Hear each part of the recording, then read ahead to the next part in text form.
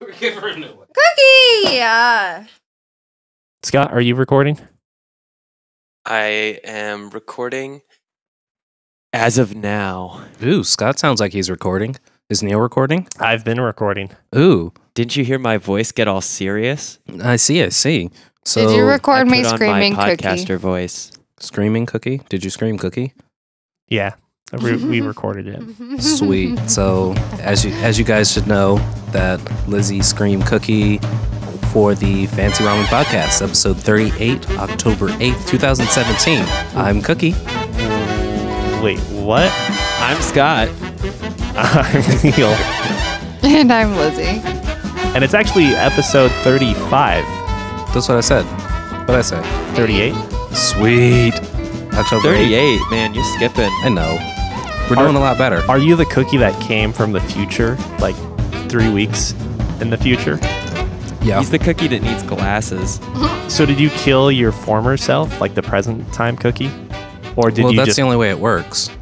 And I buried his body. Her body. Her Oh. body. Oh my god. Oh my gosh, the plot's getting way more And Cookie's complex. now having... Yeah, I know, the plot thickens. So yeah, it's October 8th.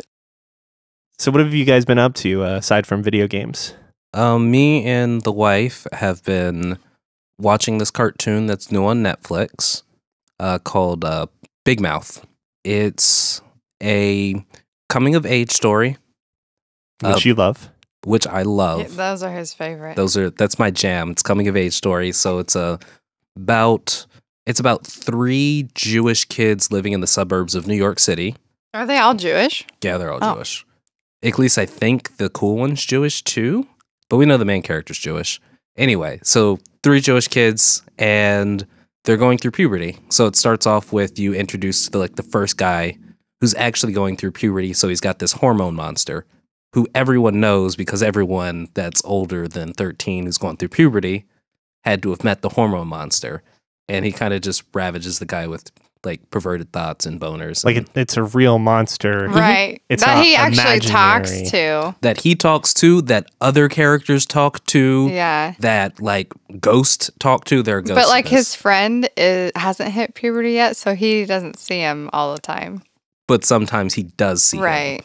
Because he's on the verge of Right. hitting Puberty, and Right. then eventually he gets an interview with the hormone monster because he's like, "Hey, I think I'm ready to go through puberty now." And the hormone monster literally takes him into an office and is like, "So, what makes you think that you're ready for puberty?"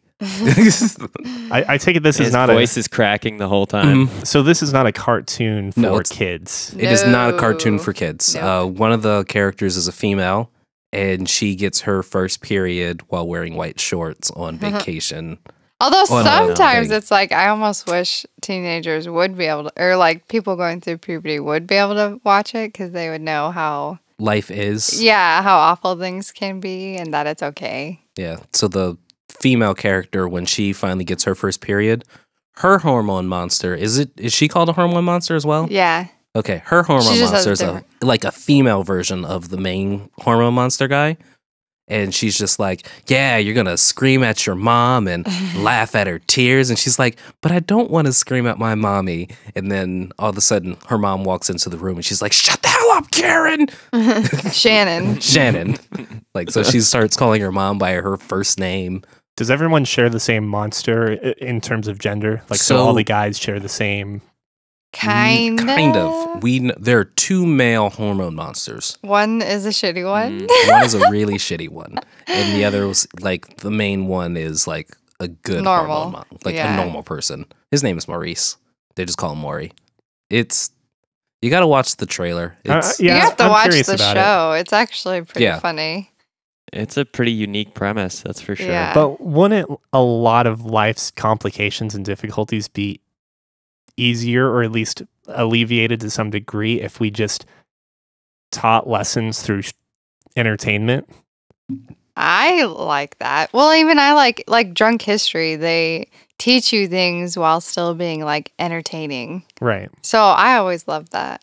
I got half of my dictionary from Tom and Jerry cartoons, the ones that Oh they used my to God. talk.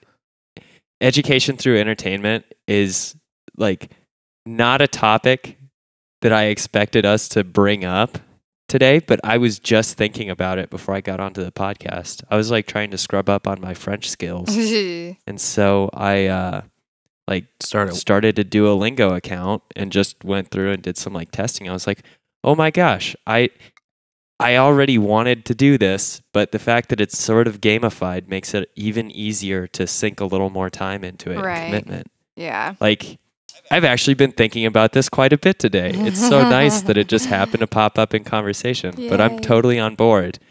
Education through like entertainment or media can be a really powerful tool, I think. Yeah. Oh, yeah. I learned most of my critical thinking and like story analysis, I should say, from like JRPGs. So, oh yeah, when I got my Game Boy Color, I got the Legend of Zelda Link's Awakening Deluxe, and that had enough dialogue and vocabulary that I didn't know that I started to look a lot of things up and ask questions, and I think I improved my reading level quite a bit by playing that game. That'll do It's it. really cool to think about how games and other media actually help us grow, especially when we're younger. and then you came up with the terrible analysis that the seagull is Marin or Malin, whatever her name is in that game. Thanks, Scott. What seagull? At the very end, when Link wakes up and it turns out he's just been on a shipwreck, there's a seagull that flies overhead. And Link is all like, wow, things are great, even though I've been fucking shipwrecked and probably won't survive. Yeah, even though I got hit by lightning and floated in the ocean with a coma. I did not finish Link's Awakening.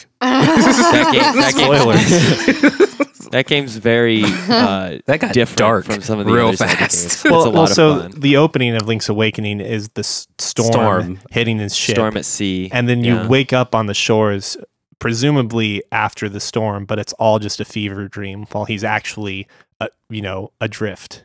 Yeah. Nope. Yeah. Did not finish Your conscious that. mind is the windfish and you're trying to awaken it.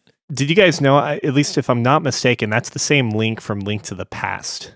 Link's Awakening? Yeah, the timeline's really weird with Legend of Zelda. I try not to get into it anymore. I do. I like Especially after I progress far enough in the Breath of the Wild to realize that it can't be it's the very beginning timeline. It's not. It's when he it's the failed timeline. Are you sure it's like not everything together? Mm-hmm. I don't know. It's the I just failed know one. that it All right, hold fits. on. So don't go into spoilers for me, but all I'm going to ask is that there is evidence that shows it certainly seems like it could be In all three? Yeah. Mm-hmm. But it's actually just the failed timeline? The all the evidence, the most like crucial evidence points to the failed timeline.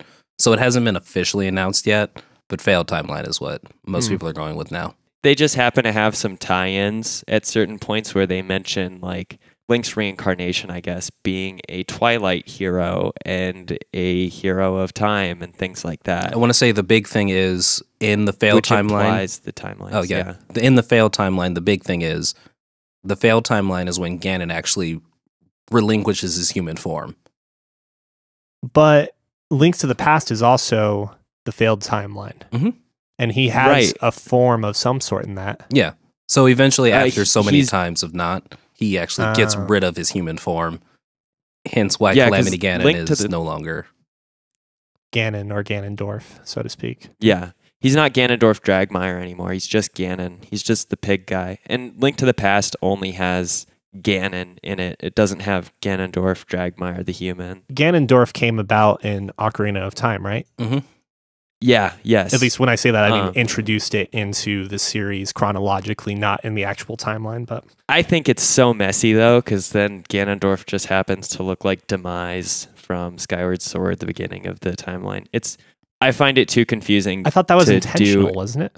I think it all is too. I totally think it is intentional, but it's just one of those things where like once the timeline has fragmented so many different ways, I don't bother keeping track of it until I have a list that someone else has made with all of their cross-referencing done for me before I start to talk about it. You are not going to talk about the Kingdom Hearts timeline then. That's right. And I would almost argue that Shin Megami Tensei's timeline is even worse because there are like 4 or 5 different alternate realities within that timeline now that hold each of the game series more or less. Like you have one for Persona, you have one for the main SMT series, except there are some versions or SMT titles that happen in standalone universes or timelines, and then you have the Devil Survivor ones, or is it Devil Child? Like the one that was for the GBA. It is Devil Survivor, I believe. Okay.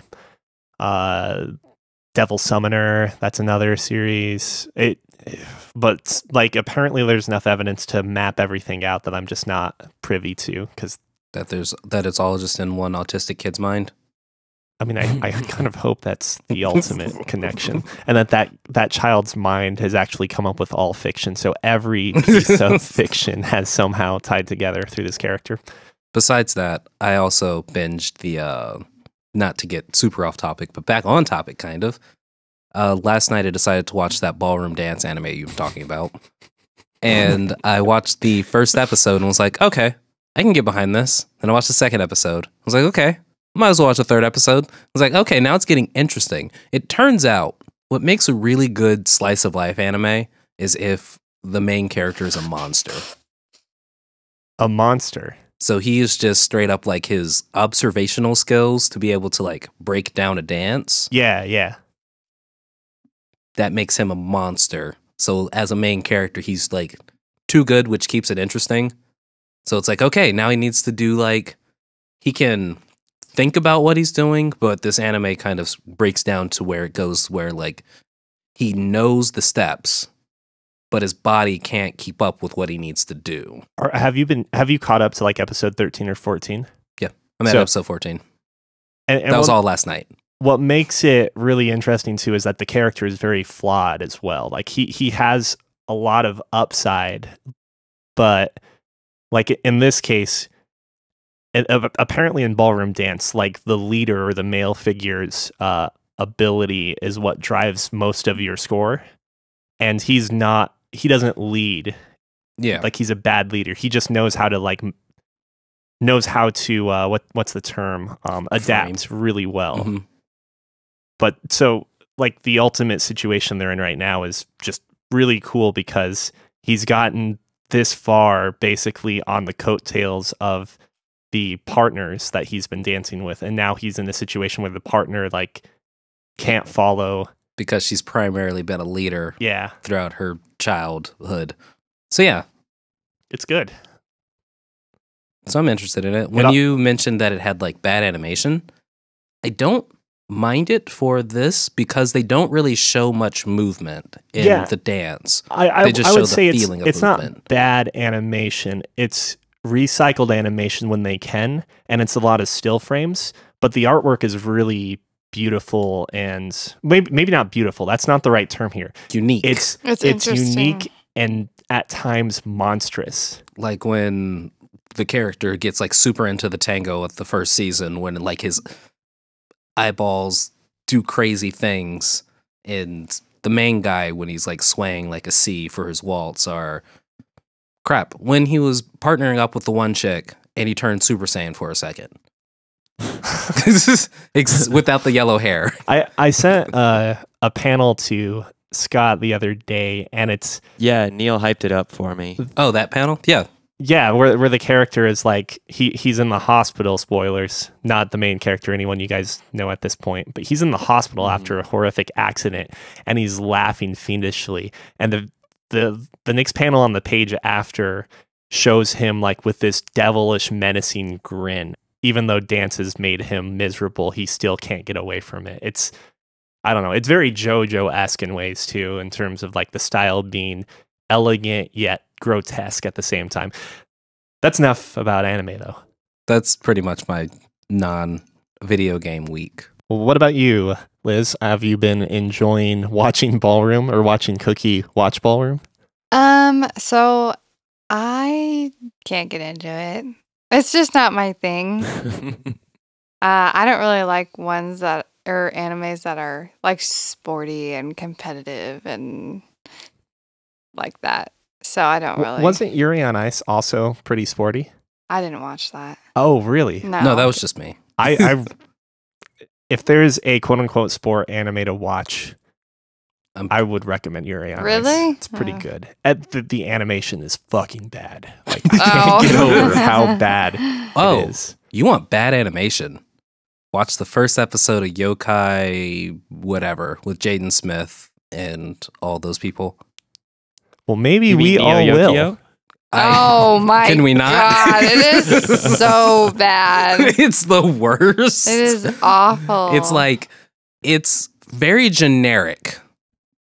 Just like, you know, when you first learn how to draw an anime character's face, it's that like generic Yeah, it's that is it kind of like, with bad animation and very bad voice acting. Yeah, voice acting and dialogue. is it like if the artist from Boondocks decided to just go straight up anime? It's worse No. than Boondocks. No. Like, it's so simple. Boondocks has like a feel and a style to And it. they have interesting character designs too, which Yeah. add to it. This does not. Mhm. And like this, the only thing that I can draw from Boondocks to this is that they say the N word every once in a while. Do they? I forgot that. Yeah, they said the N word like 2 times in the first episode. In I'm like, Boondocks or Nioh Yokio? Nioh Yokio. Boondocks is Do they not say the N word in Boondocks? Oh, They no, say all it the time. all Oh, the okay, time. that's- that is All the like- time. that's the only Half the thing that's script, some similar. episodes. That's the only thing that's really similar is that like the main lead is a black character, so they're all just like they're kind of ghetto-ish, but it's really But he's super rich. I don't know. I was like, ugh. it's like Jaden Smith sounds bored, and I was bored watching it. Right? It was like this really like supposedly like super intense thing happening, and he's like, "Oh yes, you know, I just needed to pretentious line." I'm like, okay, yes, Jaden Smith, that is what you sound like normally. Please do something, show emotion. Can you also whip your hair back and forth, Jaden Smith? He cannot. Only his little sister can. Yeah, and it's back and forth, man. It was bad. But yes, I don't really get into like those, I don't know, competitive animes, I guess. She likes her. I don't know what kind of animation. I like funny ones. There's a new one out that is about a NEET, N-E-E-T woman that's like a corporate dropout at 30 that just started playing an MMO and is now like developing an online relationship as a guy character with like a cute girl character. Nice. Who later is going to turn out to be a guy. That's exactly what they have foreshadowed. I mean, it has to be it, right? Yeah. I mean, it could maybe be something that would be like full of promise if you took it in a different direction, but this is totally one of those like lighthearted comedy rom-coms. Maybe rom-com, I'm not sure at this What's point. the name of it? I have no idea. I watched a bunch It's- of first episodes of anime this week. So. Oh, okay. It's actually a dog because no one knows you're a dog on the internet. Did I thought she was supposed to be a centaur. you guys That's right. Did you hear about the Tinder things happening in Omaha? What's happening on Tinder? No. I guess there were some dudes pretending to be hot chicks on Tinder and told the other dudes to meet them at a park and then robbed them. Oh, okay. Which I'm like, the other guys that actually met him weren't thinking because no girl in her right mind would ever try to meet a guy she doesn't know where no one else can see them, you know? Hey, come meet me in a dark alley. Right? Like, that's just I'm not sexing logical. and single. Yeah, remember to dress really nice with your wallet. Don't people know that caffeine dreams exist for this reason? Caffeine. if whenever you want to meet up with a sketchy person, you invite them to Caffeine Dreams. Yep. It's a coffee shop in Oh, Midtown. nice. I mean, if you want to meet a sketchy person, you just go to Caffeine Dreams. Or if you want to Not be talking a part shit, of though. a green That party. is my favorite coffee shop in Omaha. So You Was the one where you did the green party thing, right? oh yeah, that's where I got. Yeah. That's Caffeine where I Dreams became is a an place unofficial sponsor of the Green Party. You were just like Oh, the man. philosophical man reading a book. Man. Yeah. Everybody has to, be a symbol at some point in their life. I never thought it would happen, in my mid-20s on a couch in a coffee shop, but I hope a photographer we don't took a get to picture of you. choose when history calls upon us. So, Scott, what have you been up to? You were sick a little earlier, and Yeah, Sidelined I a was bit? sick, so I actually had a pretty boring week. I spent most of it unconscious in bed, and that's actually fine because I've recovered more or less now. Yay. Still pumping fluids and, eating cough drops like candy. But besides that, I haven't done too much. I went out to a town called Hamilton yesterday. I have some family that lives out there, and they have like a Apple Day kind of festival. Mm-hmm. So It's where you guys like celebrate Apple products, I take it? yeah, it's like the Applejack Festival that happens in Nebraska City. I'm sure everywhere else. What are you laughing about?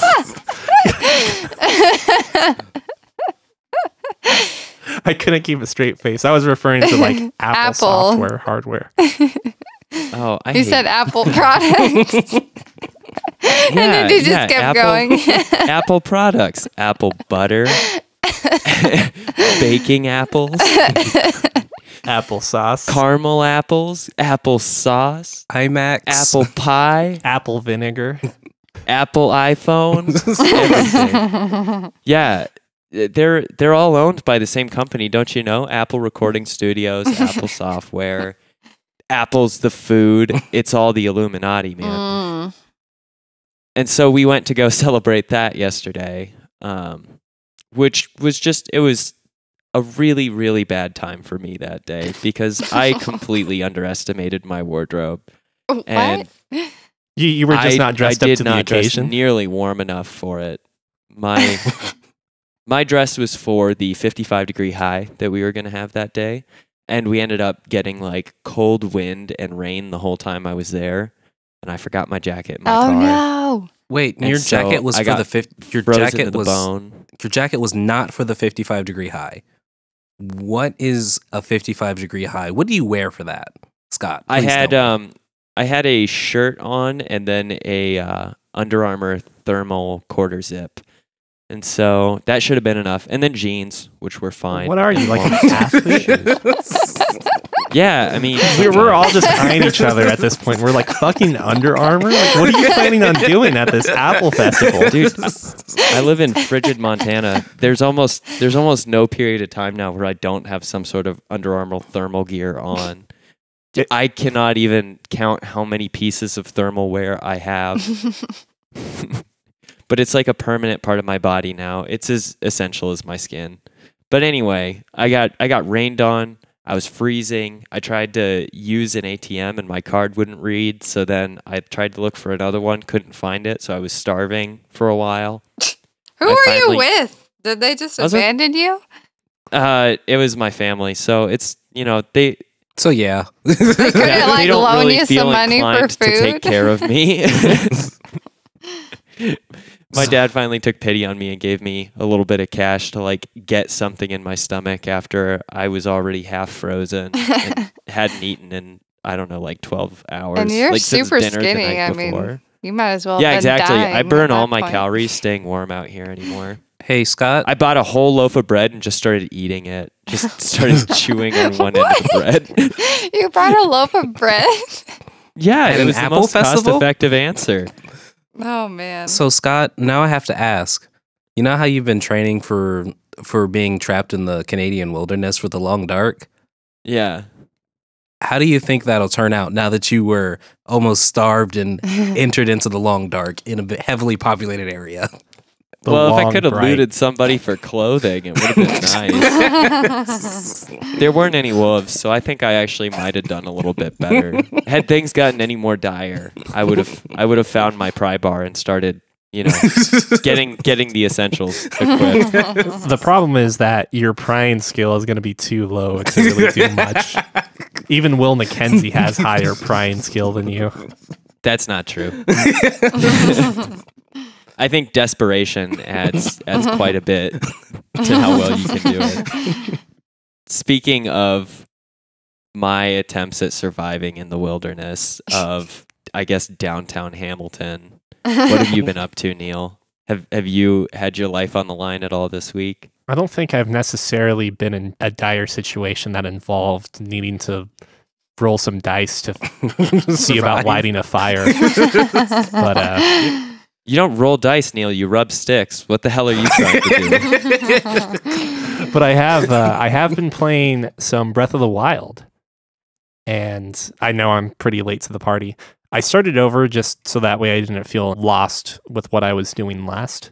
But that's the beauty of that game is like You never know what you were doing only last. one set objective, and that's defeat Ganon. Like you can do whatever the hell you want otherwise. Right, but you set up goals as you go through, and No. Neil's got his checklist that he sets up. I got a little bit of a checklist on things I want to do. I see a mountain, and I'm like, oh, wonder what's over on that mountain, yada yada. But Write that down on the list. I wanted to describe a couple ways I had died for the 2 hours I played Thursday night. The first was I ran off of a cliff while admiring the scenery and graphics. I drowned while looking at fish and water graphics. I was watching Link's excellent ragdoll physics after blowing myself up with a bomb while trying to use multiple tablet skills in quick succession. Using those multiple tablet abilities is probably the best expression of skill at that game. Like when you see people able to use the tablet really effectively, that's how I can always see people's growth with that game. Yeah, just like even mastering the ability to switch between bombs quickly and keeping track of what bombs are where. Because totally. When you're fighting enemies that are too strong for you, sometimes running and dropping bombs is the best way to go. I like to juggle them between the bombs, like roll one down and then have a square one sit somewhere else. And so I blow them from one bomb into another bomb, and then that bomb will blow them either back that way or in a different direction. I was getting to the point where I was setting up enemies by freezing them with a blizzard rod and then creating like a chain of bombs to like knock them off of mountainsides just because I didn't want to deal with them. It's pretty good. Smart. Oh yeah, it's definitely engendered some creativity. Along with that, though, I did want to follow up real quickly on heat signature. I think I might have left the wrong impression when I was talking about it last week, in that the access to the 4 characters you have, they're procedurally generated. And when one of those characters dies, the spot gets filled by another character. So this game can be played ongoing ad nauseum. Okay. And also, there are difficulty modes that harder than quote unquote hard. Like the one I just came across was audacious, and I was not having much fun in a good way playing that mode. So heat signature seems to have a lot more legs left in it. So if you're interested in getting it, it seems like there's a lot of life that game has to offer. It's on my wish list, so the next time it goes on sale. And speaking of audacious difficulty, I picked up Cuphead, which is a run and gun game styled in an old 20s, 30s cartoon aesthetic, complete with film and TV artifact and noise emulation. This is apparently a game that is like a big deal. Like people have been talking about it for quite a while now, and it's taken a few years more than a few years at this point, to come out. At first, I was like, I don't necessarily see what the hype is all about, but once I finally once I picked it up to play with Tiffany, that game is super fun. How could you not see what the hype was about? Did you not see the animation? I mean, Everything looks hand-drawn. It looks like a cartoon. I remember seeing it. It looks cool. That's the only reason I want to play it. like the style's there, but at the same time, I don't think style alone makes a good game. True. Like, I really think jazz punk is cool, but I also will probably never play jazz punk again. What about, that game's all about style. would you play Cyberpunk Is that 2077? the one that's coming out by In the 20 Witcher creators? Yeah, the one that's Yeah, coming out in yeah, it's like- 2077? Project Red. I haven't looked too far into that game yet to really know What it's about? or what it's going to be. Is there anything out No. on the game? No, just that trailer, that teaser trailer was the last thing I saw that we got in 2002, basically, with the girl getting shot in the face and the thing going off for the bullet ricocheting off of her cheek. Then you're like, oh, she's a robot. I think they followed up to that with another one that looks similar to that. Man, I haven't even seen those. Yeah. That'd be an interesting game. But like the reason why I've embraced Cuphead so much is because it's just a really well designed game. And they also know what they're doing, like in terms of expanding their gameplay beyond that of your Contra style run and gun, along with your standard, jump, run, shoot. They've also added a few things that a lot of run and gunners don't have, like a dash ability. You also have a parry mechanic, which is whenever you see something that is pink, and it's a very noticeable pink, you can basically hit jump again in the middle of that said jump by that pink object, and your guy basically will slap or hit the object parrying it. So if there's like a pink bullet or projectile coming at you, you jump mid-jump on it, you end up jumping a little further while destroying that projectile. And you also have these power-up systems, which allow you to equip 4 different items pertaining to your shot type, your secondary shot type, your supers, and then like a 4th one, which is based around utility or mobility. Like the one I've really preferred using is basically making your dash invulnerable. So it becomes kind of like a Dark Souls dash, I guess you could say, but not really at the same time.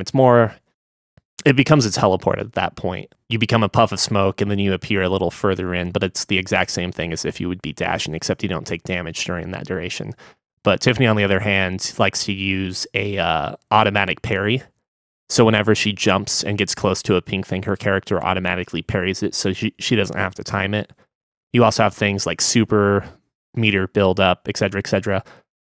And then they take a lot of these interesting devices and make new game types out of it. So like while the game is predominantly boss encounter, boss encounter, boss encounter with a few like standard style modes or stages in between, you also have modes where you can only defeat enemies by parrying, or a mode where your guys jump into cartoony airplanes and it becomes a shoot 'em up or a shmup. That's a shmup, right? As opposed to... I've never heard the word shmup. Yeah. But yeah, it's a really, really fun game that also allows you to get back in the action when you die, because you will die or get a game over screen really often, but it takes literally less than a second to hit the retry, and the loading times are not bad at all. Like, I highly recommend at least looking at some trailers and seeing if this type of game is down your alley. And it's not available on PS4? Unfortunately not. It Just is PC and Xbox? Yep, correct. PC, so it's available on Steam and also the Windows Live Store, and then Xbox One. But the controller support seems to be fantastic. Not only can you map out basically any button to do whatever, my PS4 controllers work perfectly fine with Cuphead. So nice. How much is it? $20. And you think it's worth it? Yeah, I think so. Like, we spent maybe 3 hours playing that game yesterday, and we're still not through the first world. And I think there are 4 worlds. It's because it's that difficult. So, do you guys have to buy 2 different copies? No, it's only local couch co-op right now. Okay. Whereas they might be adding LAN or Wi-Fi support at some point. Wi-Fi internet support. Online support. Yeah. Okay. Okay, so then you just have your both PlayStation 4 controllers hooked up to your computer? Yep, and then if you haven't done this before, because I actually haven't tried to do it this way, where I would normally use DS4 Windows, which is a program that basically makes your controller like an extension of your keyboard, if you will. Mm-hmm. I ended up trying out the big screen, I think, or whatever they call it in Steam, that then allows you to go into... You mean big picture mode? Big picture, thank you. You then go into like your controller's support through those menus, and you can actually map out multiple controllers. So it was actually a lot easier than I expected, and I had it up and running, being the first time I've ever tried it, in less than like 5 minutes. Okay. Do you think it'll work well with a one Xbox controller, one PS4 controller?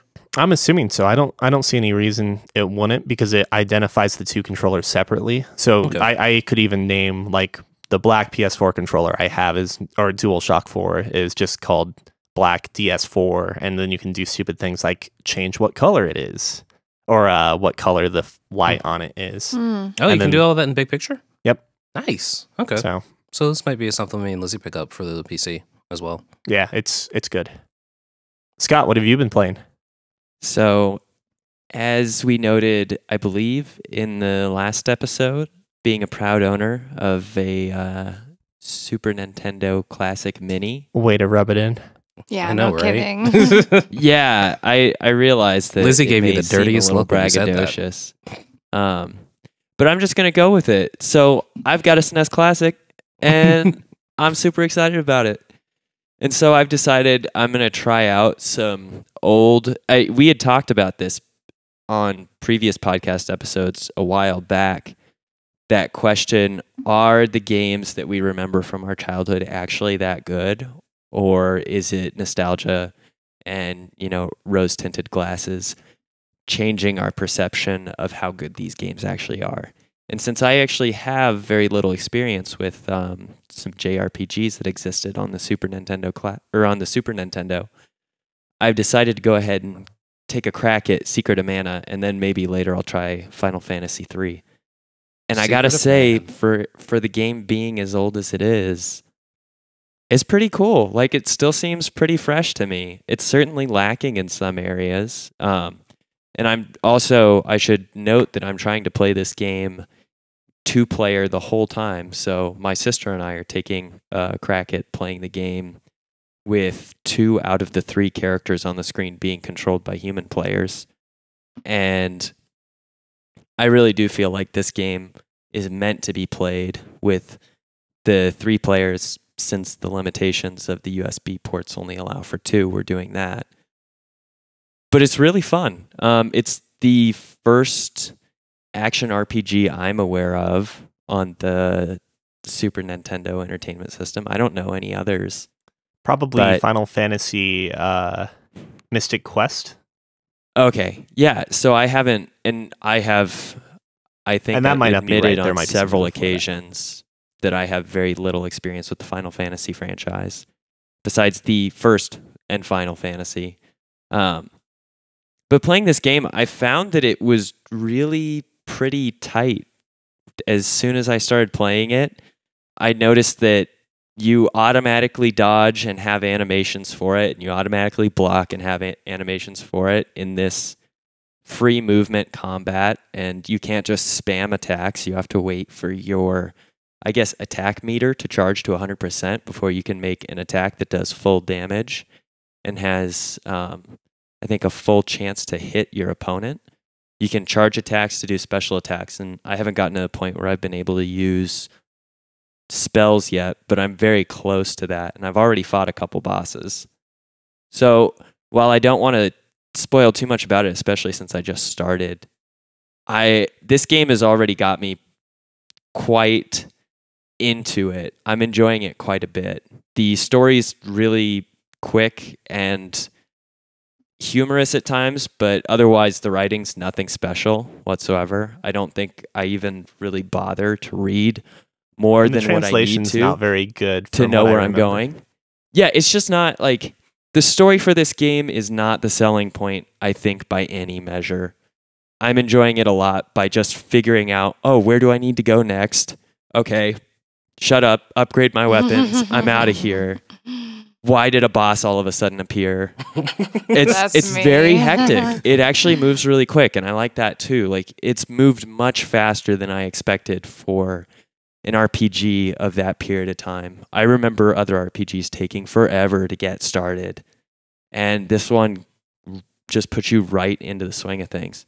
So I'll have more thoughts as I continue to play the game and get further ahead. But the multiplayer is wonderful. It's such a great thing to be able to play an action RPG with another friend or, I guess, like partner in a couch co-op way. I haven't had a chance to really play any other games like that, and so I've really been digging it. And Four Swords seems to be the only one I can think of right now. Yeah, and I had Four Swords, but you actually needed some extra equipment to make that fly too. You needed the what is it? It was like a port that attached into your Game Boy and then into a controller slot for the GameCube. And so while I had that game, I only played it on my own. But it's a ton of fun. And I also really appreciate that these older games, it's very valuable to read the instruction booklet because otherwise you have no idea what you're doing.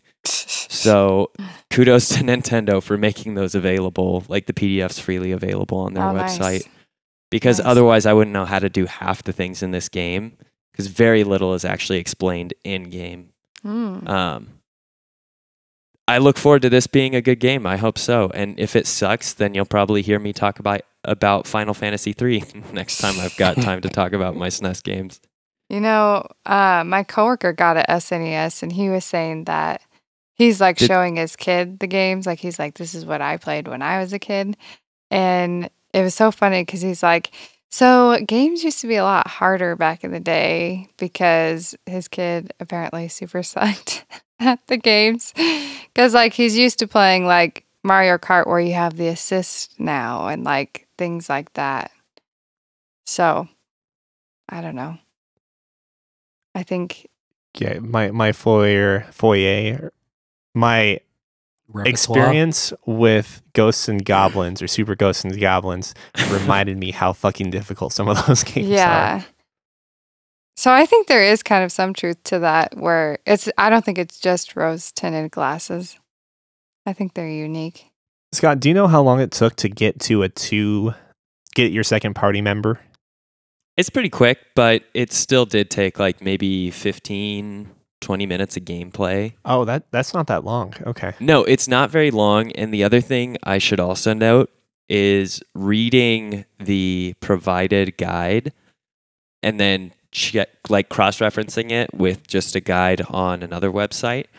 You can actually invite, there's 3 allies in the whole game, which is not spoiling anything, but you can invite one of the 2 allies in either order. So you have, for ease of reference, the boy, the girl, and the sprite. You start with the boy, and then you can recruit either the sprite or the girl, and then you can recruit the other one all within about an hour and a half worth of time, which is really nice. Is it faster to get the sprite or the girl? I don't always got know. the girl I got first, the but I girl wasn't sure. first. Did you get the sprite first? No, I usually get the girl first with the route I Okay, take. yeah, so that makes sense. Yeah,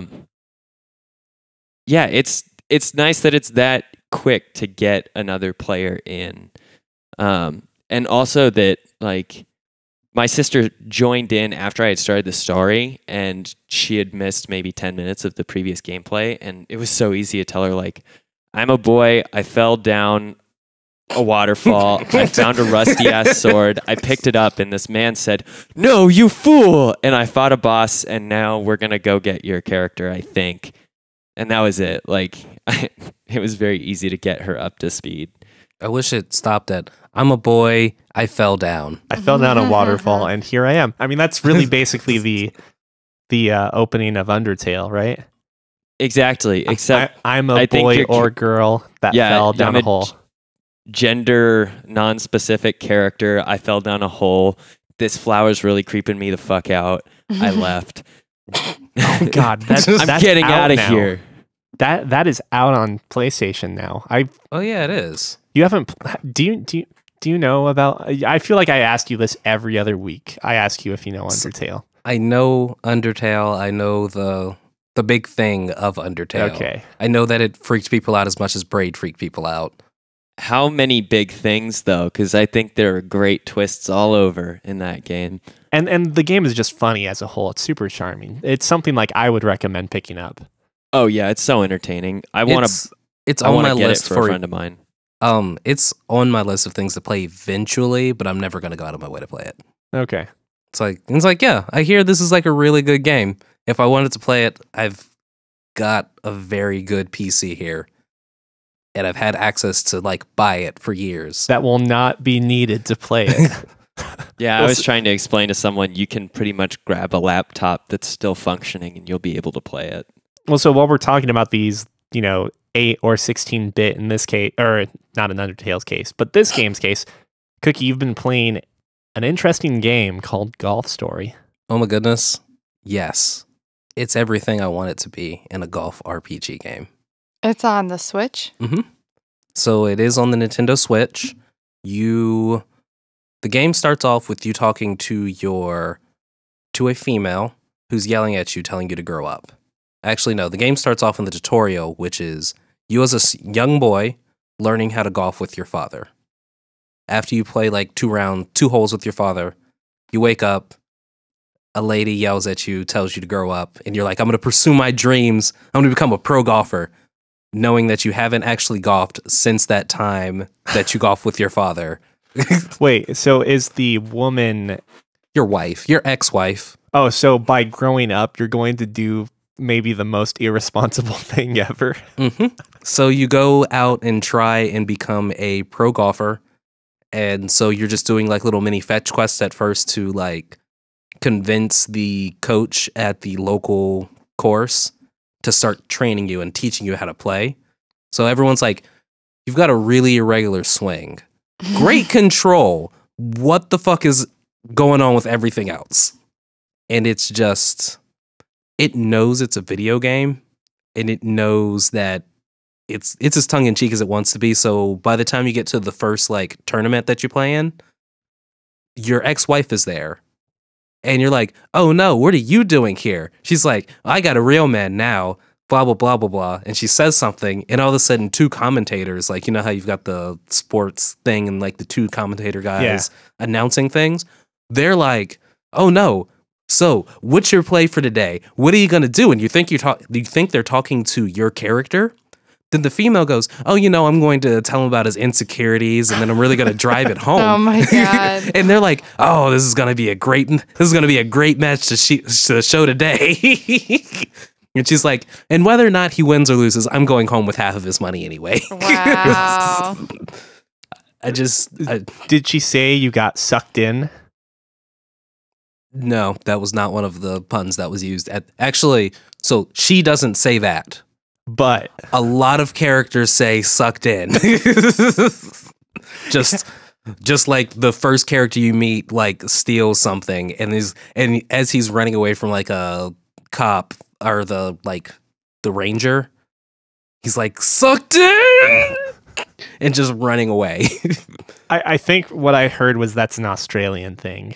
Probably. I don't completely understand it, but the more it gets said. I don't know. It's kind of like you got sucked into the joke or gag or whatever it was. So there's sucked in. So I've solved a murder mystery. I just got done with a Metal Gear Solid area of collecting golf balls from a bandit camp without having to get caught by any of the bandits as they're walking around. Wow. That's hilarious. This game sounds amazing. I know. I've done, I can't really call it archaeology, because as soon as the character was like, oh yes, I need you to help me dig up old artifacts. He's like, oh, so you're an archaeologist? He's like, no, I have no idea what that is. Wow. I own a pawn shop. So he's this scavenger? Kind of. So it's like he makes you do things, and he's like, hey, I need you to go find this treasure for me. And you're like, so at one point you go to a prestigious golf course, and their thing is you don't play the hole well, you play the hole like a gentleman. So scores of +5 or 6, so that's like a triple and quad bogey, are reasonable scores. Like the first hole, they're like, oh yeah, we usually use our putters for this entire hole. Oh my It's God. just like, dude, this is a par 2 course. No. We must be gentlemanly about this. But yeah, so like when you need to play with them, they say you need antique clubs. So the guy, you go talk to the archaeologist guy, and he's like, oh yeah, I know of a catch of clubs over there. You should go use my club finder and go dig them up. So you dig up the first thing of clubs, and he's like, oh man, look at these beauties. And you're like, ooh, how old are they? He's like, it's like, these are the blue tip models. They haven't made these in what? 4, 5, 6 product lines ago. So they're probably like 9 months old. Wow. Ancient in these times. And then you're like, I'm looking for something closer to 20 years old. It's very tongue-in-cheek and just got gags all over the place. It knows it's an 8-bit golf game. It's actually a really good golf game. There's I've done some lawn bowling in it. There's frothing, so frisbee golf Wow. in it. You can play a game called Golf in it, which is a video game version of golf. In Even the though it's a video video game. So is it the same Gameception. play style or? It's a slightly different play style. It's kind of the same exact game, except for super duper 2D. Think if you were playing a golf game on the Game Boy. Okay. Just Game Boy, not Game Boy Color, not Game Boy Advance, just Game Boy.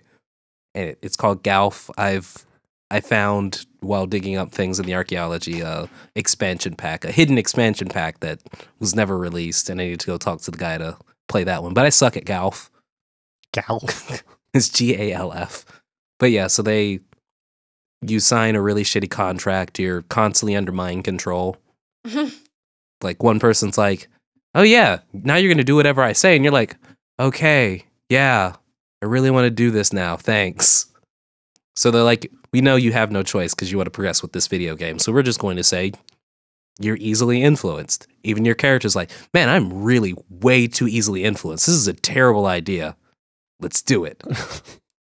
Character was like, "Oh yeah, so I need you to go do this for me and agree to whatever that person's terms are." And the person was like, "Oh, if you beat me in this game of golf, you get this, or if I beat you, you do whatever I want for the rest of your life."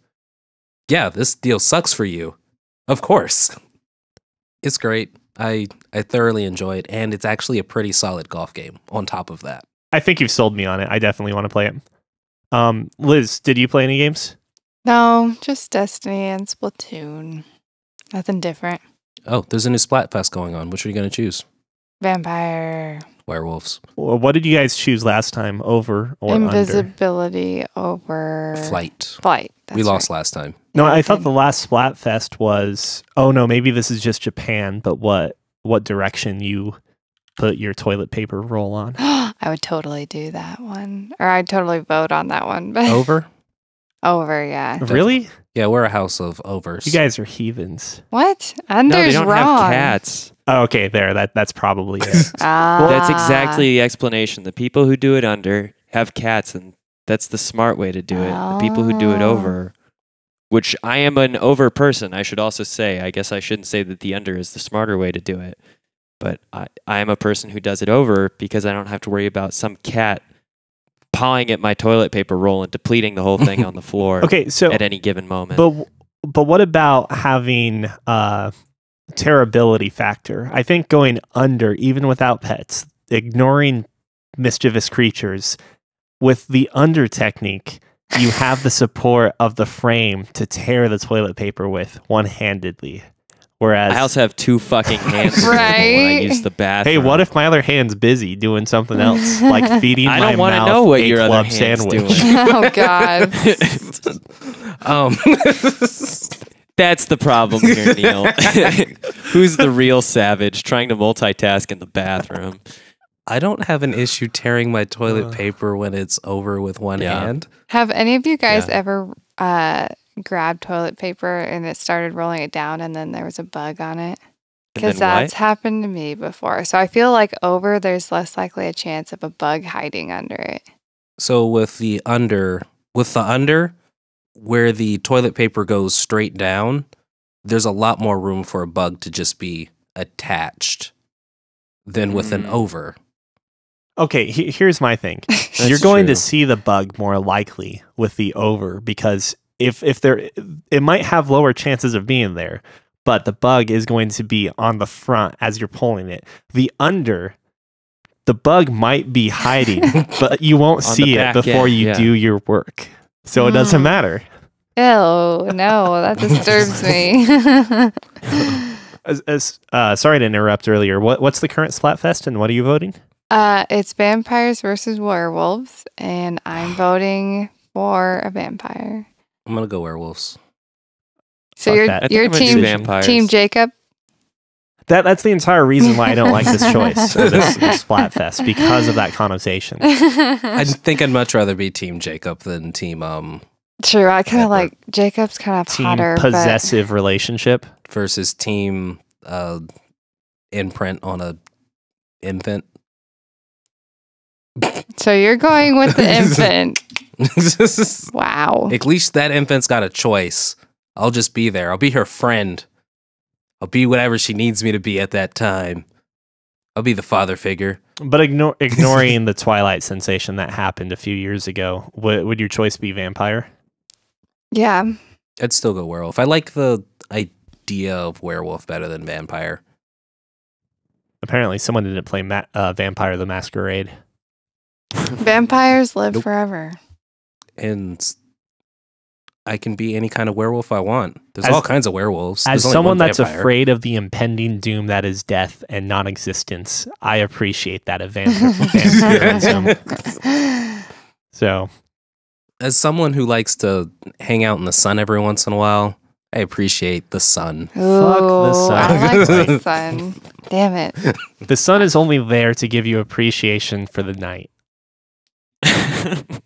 So that means I can just be normal person during the day and werewolf at night.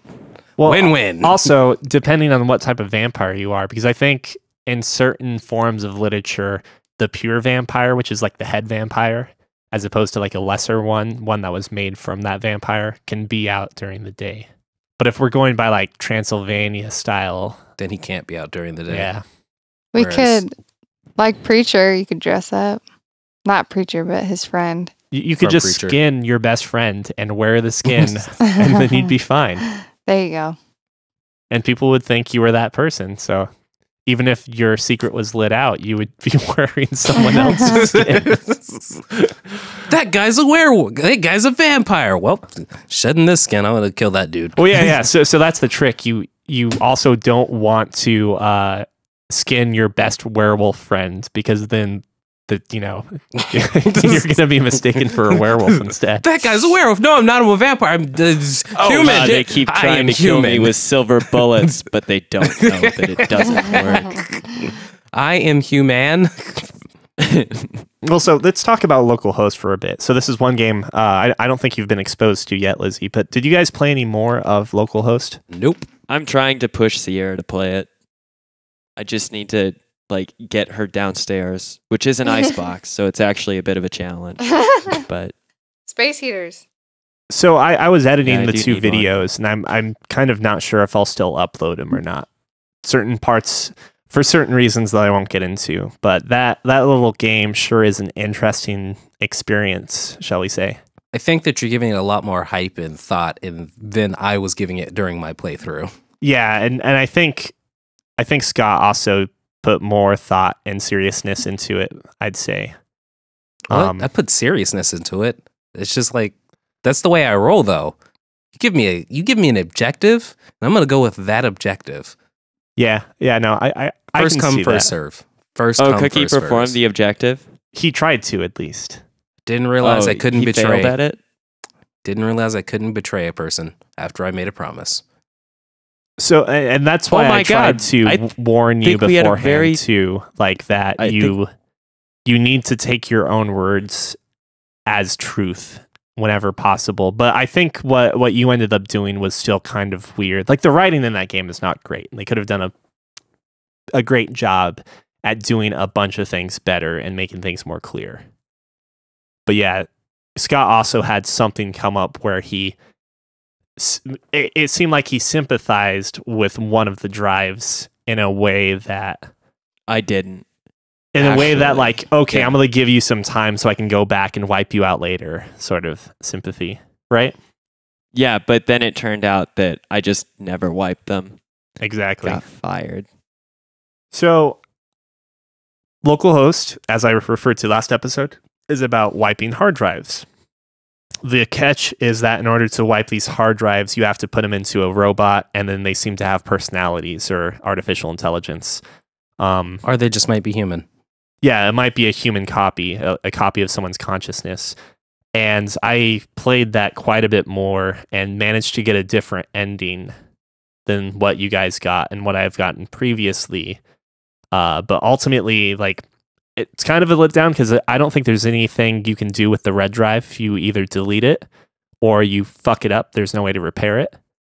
And the outcomes are more or less all the same. The only difference is that if you actually manage to perform your job correctly and doing so in a very ruthless way, your boss is like, hey, great job wiping those drives. I'll see you tomorrow.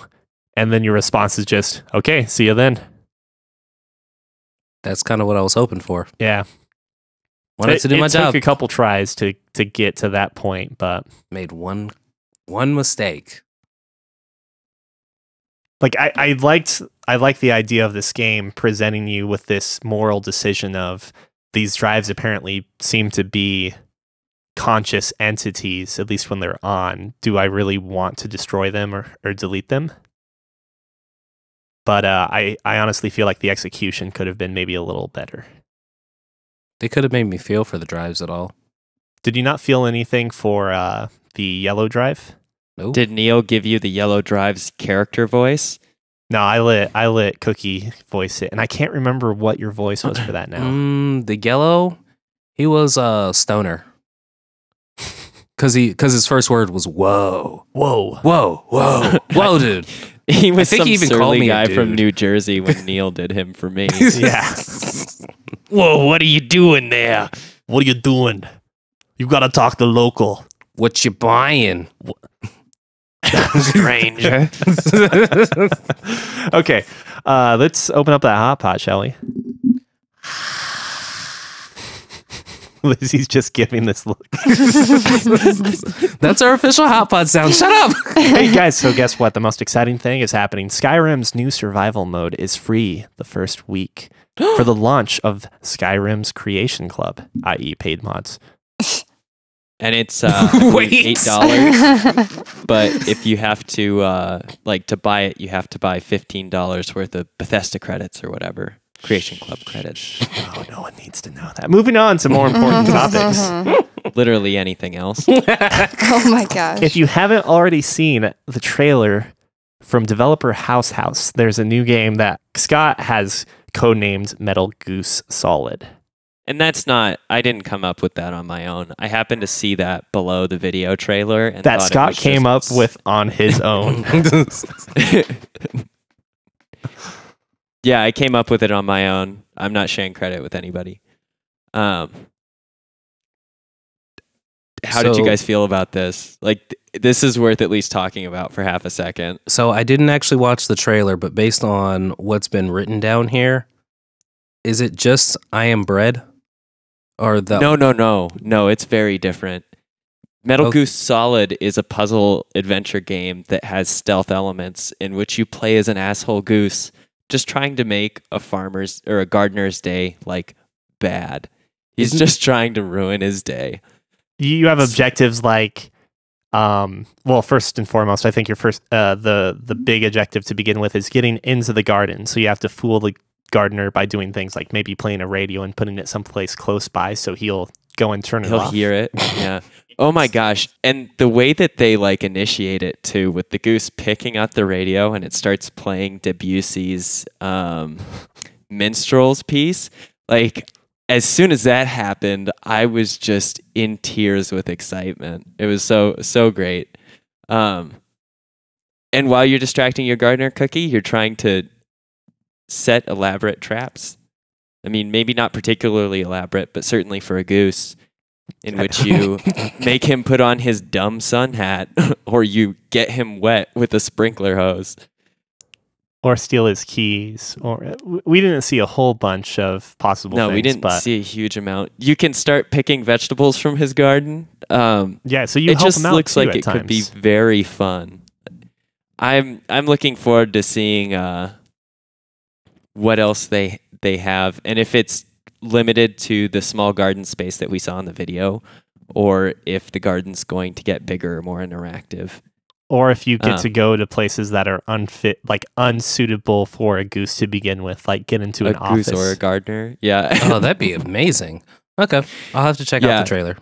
Yeah, I think the trailer's at least worth watching, even if the game doesn't really amount to anything, that it's a great trailer. I saw a screenshot of it and I was like, oh, this is going to be interesting. And then you guys brought it up today. So I was like, okay, yeah. Sweet.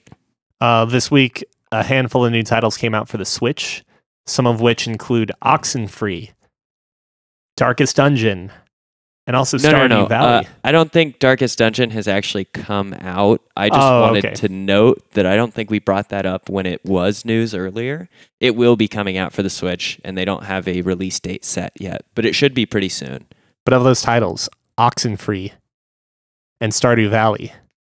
Stardew Valley's coming out. Apparently, multiplayer will be coming out in 2018. Oh, sorry, I wasn't killing you. You didn't have to. That's fine. Oh, but I actually did have a thought on the multiplayer coming out in 2018. First thing I need to care about is what the hell is the multiplayer going to be on the Switch in 2018? I'm assuming it would at least be LAN, but are you wondering if it'll be couch co-op? No, I'm wondering if it's going to be like if you got Stardew Valley and I got Stardew Valley. Could we actually find each other, or is this going to be like 2K on the Switch where you can't make a lobby? I can't speak for the lobby part, but I'm pretty sure that this game is going to involve joining someone else's world. Okay, so there's got to be a friend code to Or join a world. Something possibly. like that, yeah. Because I don't necessarily think... Because there's not that in 2K right now for the Switch. Wait, do you have 2K for... I don't, but I've been reading a lot of things, and people have been like, yeah, I can't play with my friends. Because it just randomly matches you up with people when you play online for the Switch. I almost feel like maybe if you have a Nintendo Switch, you should not be buying 2K or Madden for the Switch.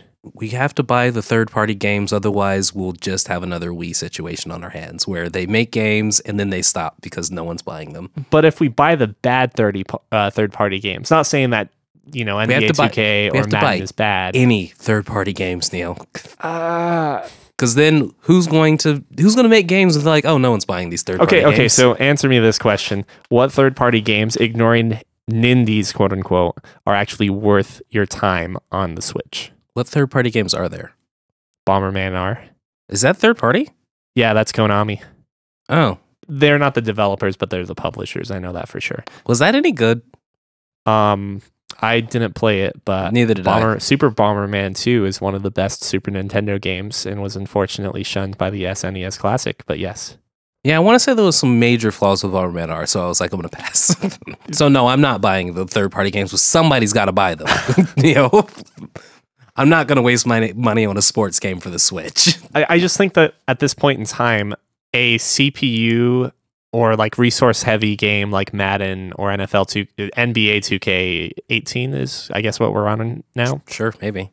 Like they're never going to be successful on the Switch because they require resources that the Switch doesn't have. But I can take my Nintendo Switch and to a skate park and play 2K18 with skater guys. Well, there's your problem. You should be playing Tony Hawk or whatever equivalent there is. Skate 4, please. Or Skate 3. I'll take Skate 2.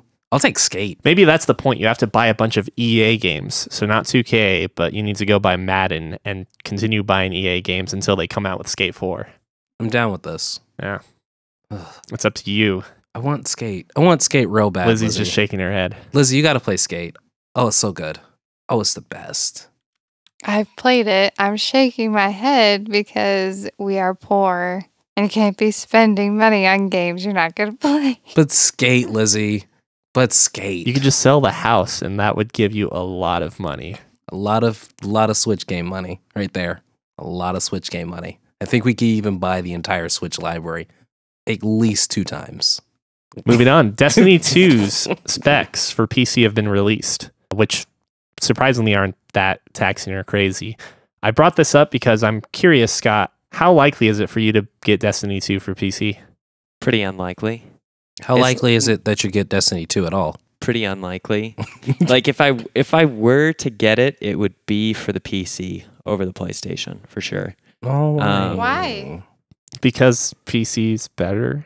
But playing with me and Lizzie. Yeah, that's what you said for Splatoon, and I bought it, and no one's ever played Splatoon with me yet. Wow. Because I never see you on.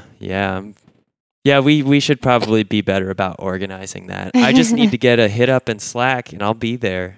Okay. So we need to invite Lizzie to Slack. Also, yeah, you should probably message me about some more Overwatch at some point. I'll say yes eventually. Or about EU4. That's fine. I also haven't played Overwatch a bunch, and I think Cookie should get in on this EU4 madness. You keep saying that, but then you guys are like, we're going to play some EU4, guys. It's like 9:45 p.m. Yeah, it's always 8 in the morning otherwise, so yeah. You're going to play as France. Or 7 in the morning for me. It's early. It's a commitment. Nioh is also coming to PC. Are you excited about that, Scott? I am more excited about that for sure. I like those types of games a little bit better. The difficult, I don't know, what would you say it's closest to? I guess like Action RPG? Dark Souls. Bayonetta meets Dark Souls. Like it's button mashing, but you also have to be really tight on the controls. Is it button mashing? So is it a Ninja Gaiden game then? It's Ninja rhythmic battling with pretty frequent button pressing. So Samurai Right? Gaiden. Yeah, it's Ninja Gaiden. That's what it is. Because I know those get very hard. I might pick it up. There'll have to be a deal on it, but I'm definitely more likely to pick up Nioh than say Destiny 2. And that's just because if I want to play a shooter on my PC, You're going to be I'll playing hit Fortnite? a friend up for Halo, and we'll play since that's free. I tried to like force the transition there. Well, to follow up with last week's news and discussion and the week before that, Fortnite's ploy may be paying off now that they have more than 7 million players after the introduction of their Battle Royale mode. So is that 7 million concurrent players or just 7 million people who bought the game? 7 million have bought the game. Okay, Yeah. good. Because I've got the game. Or bought or downloaded the free version. So Because, yeah, I've got the game. I've played it once. And that's it. I haven't been inspired to try out the Yeah. Battle Royale mode. No. The fact that it's free probably also helps with the player base as well. There's Just like the big spike that yeah, it's a greater amount of accessibility than putting, is it $40 down for PUBG? I think, isn't it less than that? PUBG was, when did PUBG go $40? Is it Is less it than 30? that? Maybe it's 30? I don't remember paying $40 for PUBG. You just stole it off of that dead guy, Yeah. like you learned from the Long Dark. Thank goodness there's an unused Steam code on this person's body. Oh, I'm sorry. PUBG is $30. I was completely mistaken. It's okay. You know what else is going to be $40? I mean, $30? Netflix is getting a rating, rising its prices. Want to try not that scare again? anybody. No. Netflix is getting a new rating system. It's either thumbs up or thumbs down. Is it a thumbs up for that new rise in price? It's a thumbs down. So the details on that is all of the prices are getting hiked Except no for matter what service you're using. except for the base one. The base Yeah. one is not getting hiked yet because that's what they did the third time they So hike the what prices. separates the base price from the $10.99 price now? Okay, so the basic service, which has the Netflix streaming, only works for one screen, and it doesn't allow for any sort of HD or Ultra HD viewing. Wait, no While HD viewing even? Yeah, no HD viewing even. Oh, that's And then the shit. standard service, which is now going to be $10.99 up from the $9.99, is you can stream shows in HD on up to 2 screens, and then the premium service allows up to 4-screen viewing with the HD and Ultra HD content access, and that'll be $14, $13.99.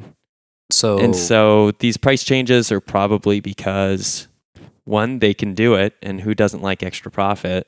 But two, they'll probably start putting that profit into higher production value, and we may see more going into Netflix originals.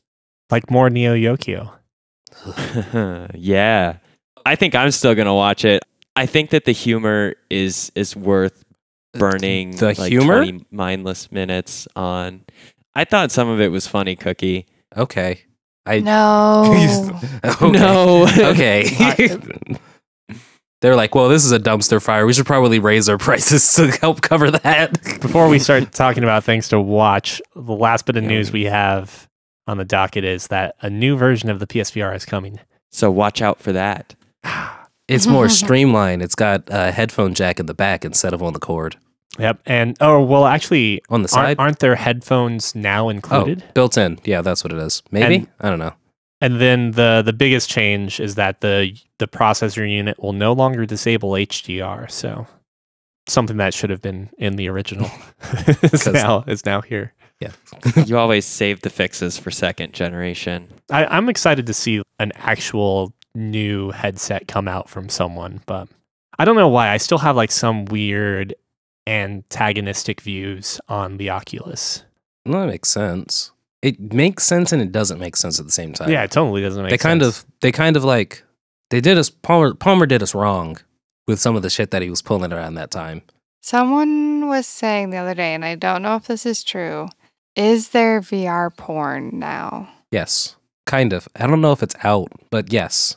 Is there a difference between interactive VR porn and non-interactive VR porn? Right. Like, is it interactive? I wouldn't doubt Is it. this like a thing? If it's interactive, that would mean to say that it goes beyond moving your head, right? Yeah. And getting the different views.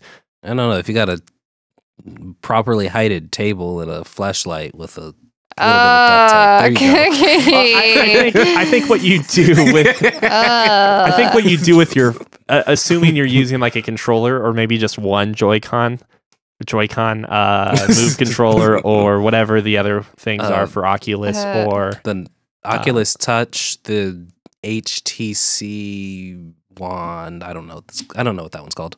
Regardless, whatever you do with your free hand is your own at your own discretion. I think that's why you've taped the flashlight to the table. Well, I'm asking these things because I know that there exists video like porn videos that then can be used with headsets.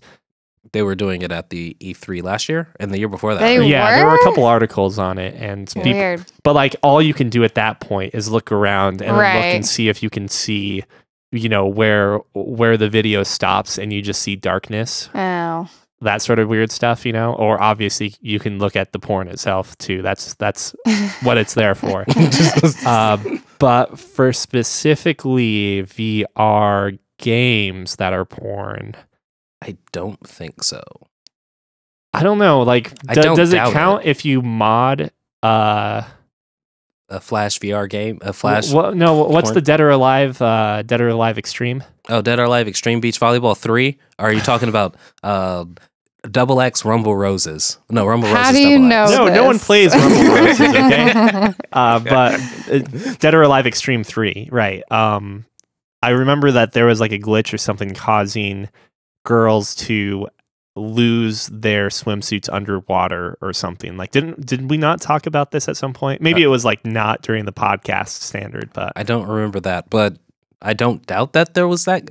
Would it be a glitch or a mod? That's a PC game, right? So yeah. It's obviously going to be moddable.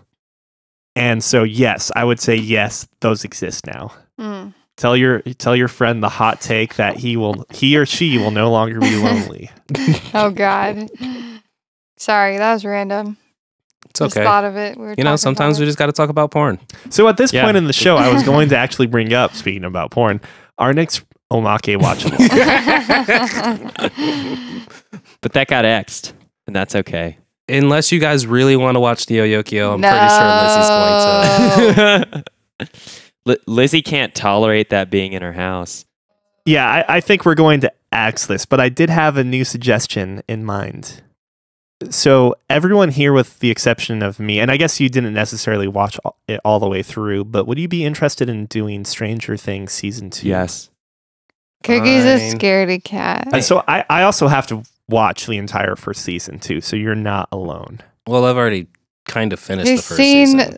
parts of it. Yeah. Okay. So I know Sierra that wants me to rewatch all of the first season to remember what's going on, because I said, I don't remember anything. And then you told her that you guys need to finish JoJo, right? Why? We already saw parts 1, 2, and 4. We just got to wait for 5 to come out. And while you're waiting for 5 to come out, Steven Universe. Yeah, I'm actually catching back up on that. Oh my gosh. Which when is does it come back great. on? We don't fucking know. Rebecca Sugar. Stop releasing 7 episodes in 7 days and then going on a 4-month hiatus. Please and thank you. In the meantime, you can enjoy 3 episodes of Bee and Puppy Cat that have taken years to come out. So I watched the proper quote unquote TV episodes, or whatever you want to call them, not the pilot. And I feel like that show does not have nearly as much charm as the pilot did. Of Bee and Puppy Cat? Yeah. I haven't seen the other 3 episodes. I've seen the pilot, and I was like, yeah. The pilot is great. I like the pilot probably the best, but I'm already interested. So, and I mean, really, what kind of investment of time is 10 minutes? It's nothing. That's 10 minutes I could be putting towards Yuri on Ice or Gintama. I mean, it's 10 minutes that I would otherwise put towards Nioh Yokio, and Cookie and Lizzie definitely don't approve of that. No. So. I was about to say, if you really want to watch Nioh Yokio, I've sat through. Have I sat through worse content? You did watch Gamers, so. But at least Gamers had some a production value. Yeah, The it last had some episode funniness. was the hottest garbage.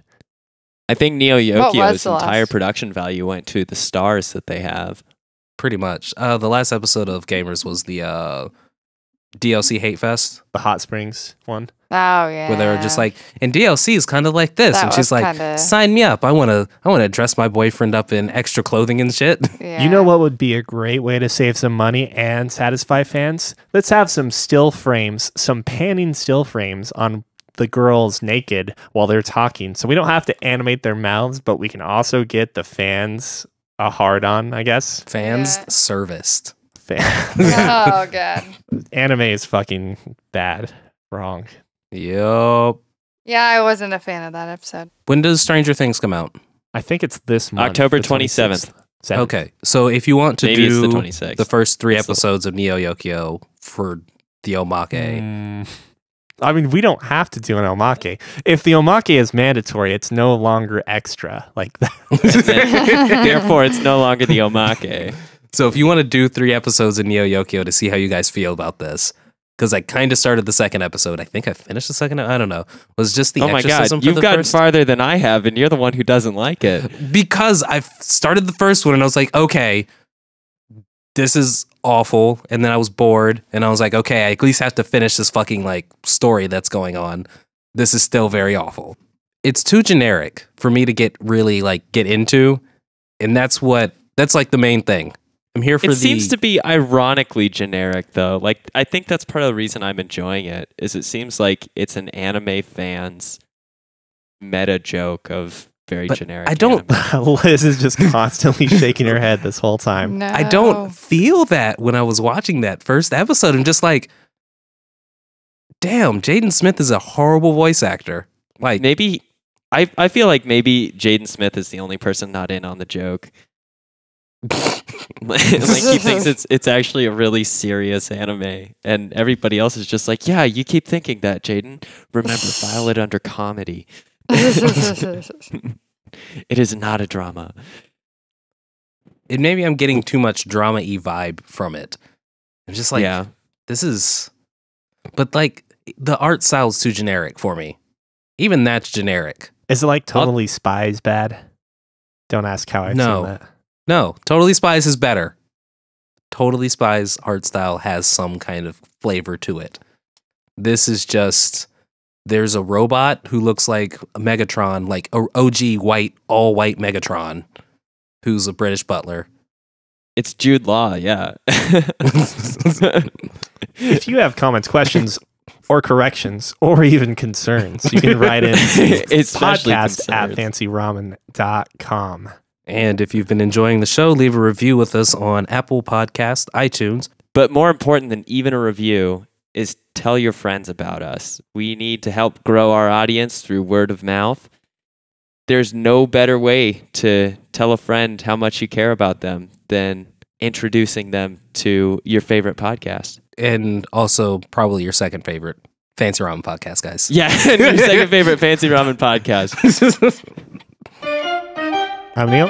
I'm Cookie. I'm Scott. And I'm Lizzie. Smooth. Bye. The music used in this episode of the Fancy Ramen podcast is from the soundtrack Cuphead, composed by Chris Madigan, developed by Studio MDHR. It's a fucking great game. You should be playing it right now.